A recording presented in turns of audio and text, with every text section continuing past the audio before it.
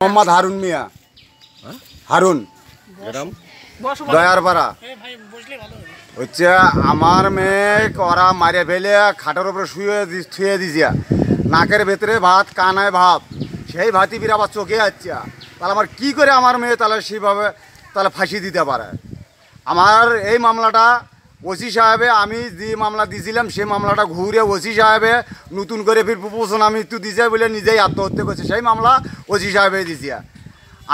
আমি বারবার বলছি যে আমার মেয়েকে ওরা হত্যা করছে, তা বাদেও আমার কথা ওসি সাহেবে শুনলেন না। ওসি সাহেবের আমি পাওয়া বন্ধ ধরছিলাম। ওসি সাহেব আমার একটাই মেয়ে, আমার একটাই সন্তান, যে ওসি সাহেব যে দেখেন যে আমার মেয়েকে ওরাই মারিয়ে ফেলে থুয়ে দিছে, হত্যা করছে। আমার মেয়ের নাম হলো হাওয়া, স্বামীর নাম হলো গর্ভবতী ছিল। হ্যাঁ গর্ভবতী ছিল 3.5 মাস। আর স্বামীর নাম কি? স্বামীর নাম হলো জিন্নু। এই বিয়েটা হয়েছিল কতদিন আগে? 4 বছর আগে। 4 বছর আগে। আর মারা গেল কবে? মারা গেছে 4 বছর পরে, 7 তারিখে, 7 মাসের 21 তারিখে, 21/7/2024। হ্যাঁ। মামলা করলেন কয় তারিখে? ওই 21 তারিখে। 21 তারিখ। কয়জন আসামি? 5 জন। 5 জন। ওই 1 নম্বর আসামি কে?